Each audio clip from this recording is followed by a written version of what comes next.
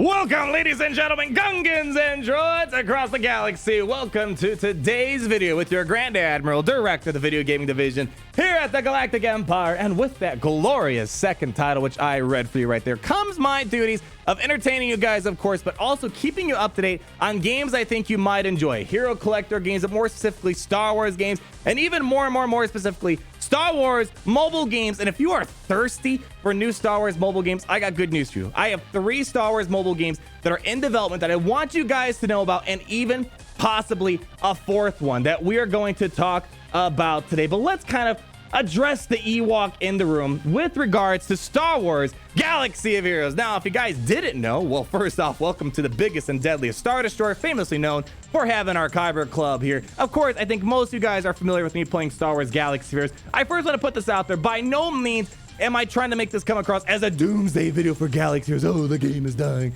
Oh, it's going to the ground. Of course, I'm slightly disappointed with Galaxy Heroes lately. It is definitely on the slower side of things in 2020. Not nearly as upbeat and frequently updated as the previous years. We're hoping it does better. For example, we waited a year for new content, and it's been kind of a slight disappointment, to say the least. And we've only got really a couple of paywall characters and minor paywall characters that were released this year. I'm a big fan of Galaxy Heroes. I'm rooting for them, hoping they do better.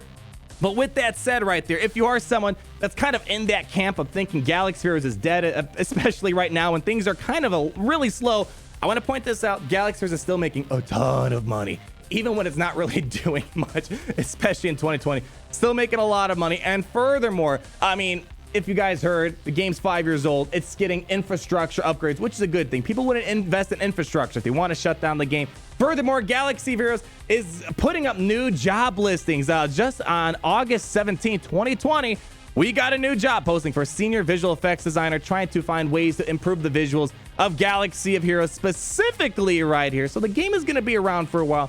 But needless to say, I get the frustration that people might have of Galaxy Heroes because there's not a lot of Star Wars games out there that are being supported modernly or currently out there. Battlefront 2 obviously lost its support earlier this year. Rest in pepperoni for that one. But we have other Star Wars mobile games like Star Wars Commander. They lost support in June 12th, just this year. And if you're kind of curious why Star Wars Commander versus Galaxy of Heroes was shut down, this says it all right here. Keep in mind, Commander's an older game than Galaxy Heroes, and they only made $93 million. Galaxy of Heroes, being the younger game, has surpassed over $1 billion. Ladies and gentlemen, so if you wonder what decision, what factors go into decision to shut down what games compared to others, that says it a lot right there. Galaxy Heroes is an extremely successful mobile game, and that's kind of goes further into the reason why it's not shutting down anytime soon. But other games, Star Wars Force Arena was shut down in 2018. That game was so cool, and it's unfortunate it didn't get as far, and it seems like it was again, monetization problems. If it's not making a lot of money, the game gets shut down eventually, because keeping a live game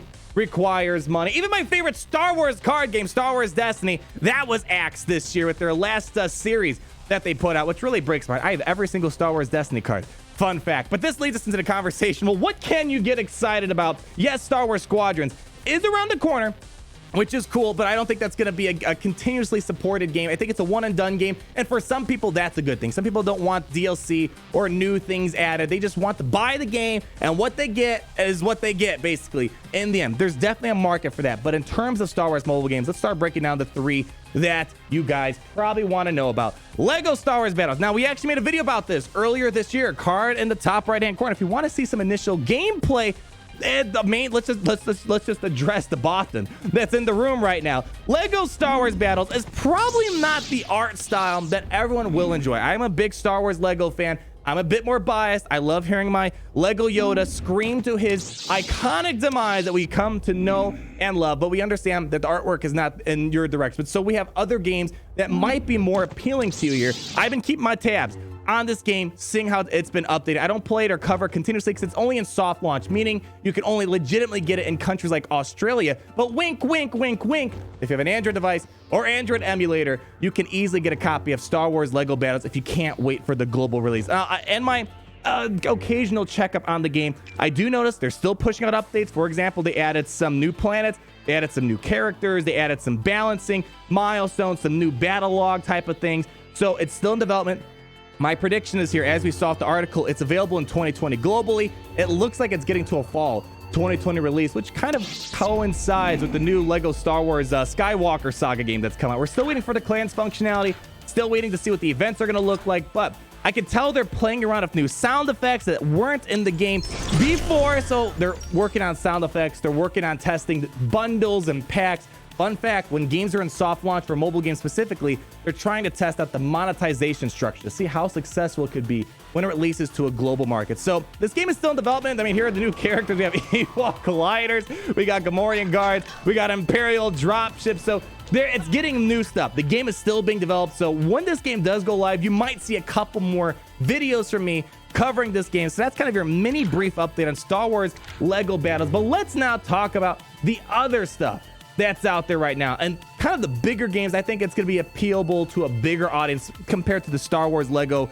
artwork here. And that leads us, Gary, wrong screen, over here, buddy. Goodness gracious. Now, you see what I got to deal with around here. It's not easy being the director of the video game division. Star Wars Rise to Power. This game kind of disappeared off the grid, but it is in active development right now. They haven't updated their website. It says that you can join the closed pre-alpha. There is no pre-alpha. It is currently in active development out there. And if you really do a lot of research, you can find indications the game is still being developed. This was posted sometime last year that they're looking for director game product managers out there. Other positions could be found out there for Star Wars Rise of Power. So it is in the works. And if you kind of look around, you'll find, like, for example, some gameplay artwork and whatnot. Basically, if you play that Star Trek Fleet Command, which I might make a video about next month, I like my sci-fi stuff, so we might talk about that at another point. But it's very similar to Game of War. I was kind of one of the first to see it back in 2017. It was really rough back then, but I haven't seen it since then. But it was very much Game of War. There's a political aspect to it,